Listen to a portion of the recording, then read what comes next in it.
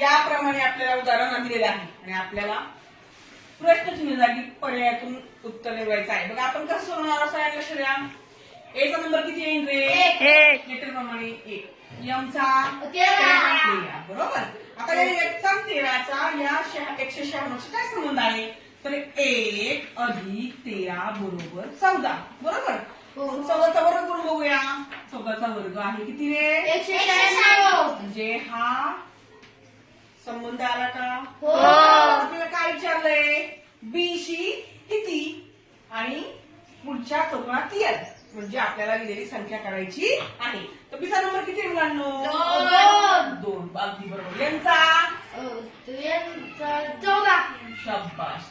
आता 2 अधिक 14 बरोबर 16. मग 16चा आपण काय करूया? वर्ग करूया. 16चा वर्ग किती मुलांनो? 256. अगदी बरोबर. मग पर्याय 256 आहेत का? हो. पर्याय क्रमांक 2 आणि इथे 256 ही संख्या असेल.